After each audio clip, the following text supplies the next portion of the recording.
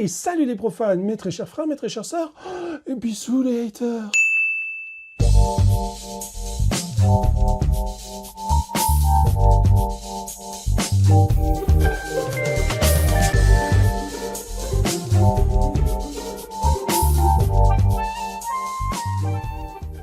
C'est au détour d'une relecture des rituels du rite français de 1785 qu'un détail a attiré mon attention. Les francs-maçons du XVIIIe siècle pouvaient voter avec des fèves. En effet, en franc-maçonnerie, ne rentre pas qui veut.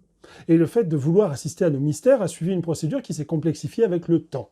Aux origines du XVIIIe siècle, la simple recommandation d'un membre et le paiement d'une somme de 5 shillings était suffisant.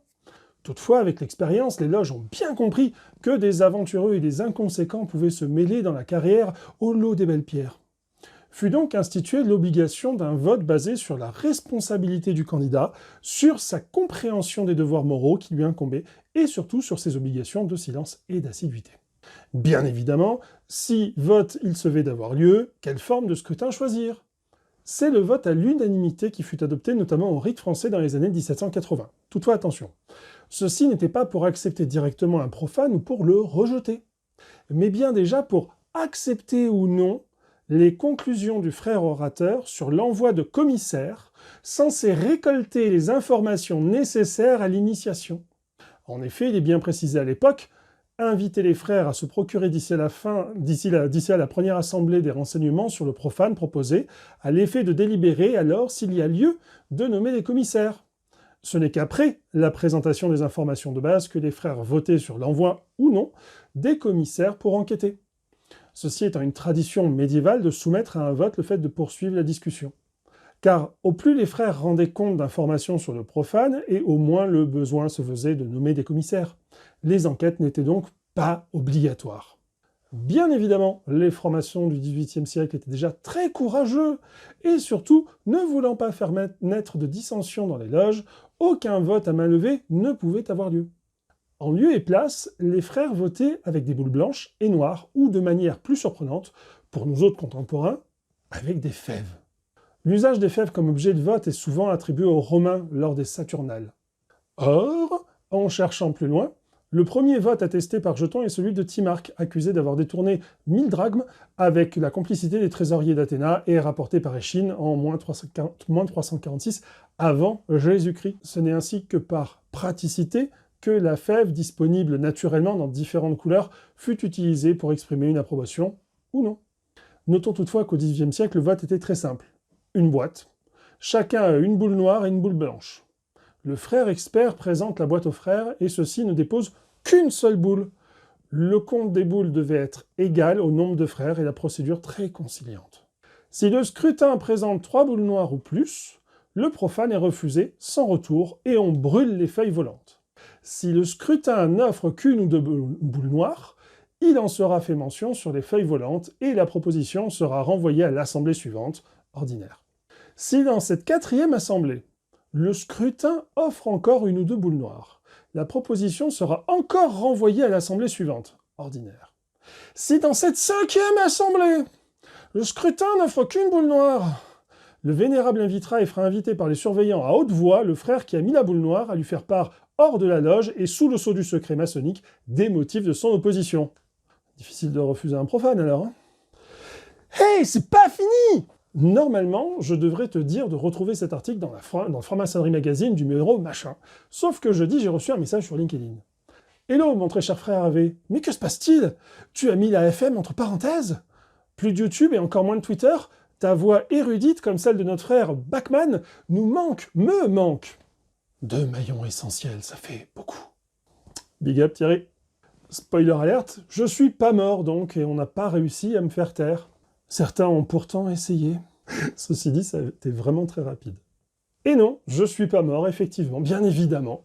J'ai juste, en fait, énormément de travail sur des formations dont je ne parle pas et qui me prennent énormément de temps, en plus des 250 choses que je fais chaque jour, comme tout bon petit polymathe. Et j'ai pas arrêté la franc-maçonnerie non plus, bien au contraire. Je galère d'ailleurs pour trouver une salle capable d'accueillir des conférences maçonniques en Provence vers Avignon, justement en ce moment.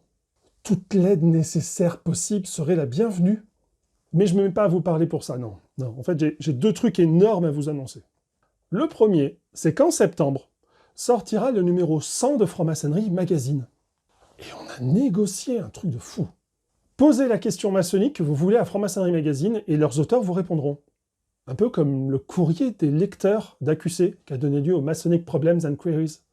Donc on va vous faire un questionnaire, alors pas pour l'instant, vous inquiétez pas, hein. On va vous faire un questionnaire qui sera diffusé sur cette chaîne prochainement, ainsi que sur tous les groupes Facebook où je suis admin. Ce qui fait pas mal quand même. Vous pourrez poser votre question, bien évidemment, si vous êtes des centaines à le faire, il y aura quand même une sélection, mais je m'engage à faire une vidéo pour répondre à tous les autres. Donc restez abonnés, parce qu'il risque d'y avoir du sport dans les mois à venir. Et d'ailleurs, j'en ai eu un peu marre qu'on me dise « Ouais, t'es mort et tout machin !» Bon, bah, je vais vous lâcher 2 conférences que j'avais prévu de faire, et puis je vais les faire en vidéo YouTube. Voilà, et la deuxième chose, qui est la troisième maintenant, c'est que pour répondre à une question qui m'a été posée de savoir comment je trouvais mes sujets d'articles, alors outre le fait que ça fait 15 ans que je lis inlassablement des articles, des livres et des rituels maçonniques, parfois il y a des fois des coups de bol. Comme cet article sur les fèves, ou bien ce que je m'apprête à vous révéler qui va littéralement faire exploser votre tête. En effet, l'autre jour, je parcourais mollement Facebook pour rattraper mon retard. Ouais, parce que je suis un peu plus sur LinkedIn ces temps-ci. 6300 abonnés à la louche sur LinkedIn. Ouais, on va y aller. Et je tombe sur une publication d'un groupe pseudo-scientifique qui montrait une rue en Croatie avec une mosaïque sous le dallage. Ouais, ok. Mais il n'y a rien qui vous attire l'œil d'un coup? Allez, regarde.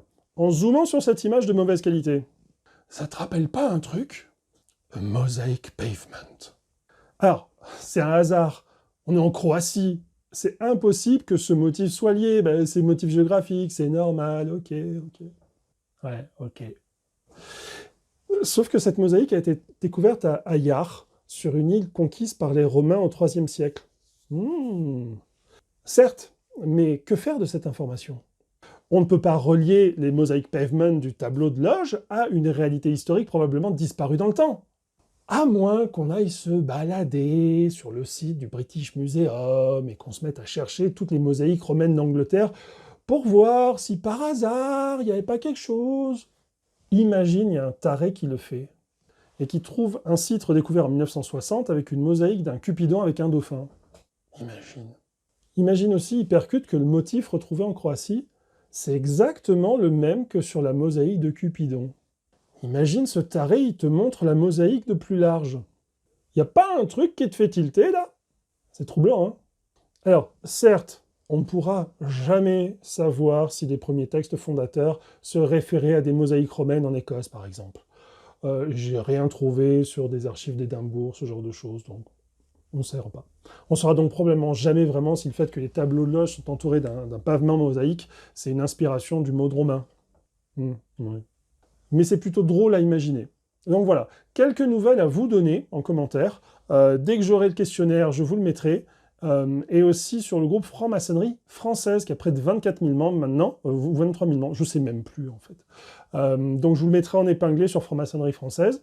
D'ailleurs, PS, si tu viens sur ce questionnaire pour demander comment on fait pour adhérer, j'envoie ton nom et ton email à un marabout pour qu'il te réduise le sec. Tu te poses des questions sur la franc-maçonnerie ou tu veux faire de nouveaux progrès en franc-maçonnerie? Alors, clique sur s'abonner, tu cliques sur la cloche, hein, t'oublie pas, comme ça te permettra de recevoir une notification tous les premiers dimanches de chaque mois, à chaque fois que je publie une vidéo à 9 h. Retrouvez cet article dans le numéro 97 de Franc-Maçonnerie Magazine, disponible dans tous les points presse et en abonnement depuis www.fm-mac.fr. C'est vraiment plus discret.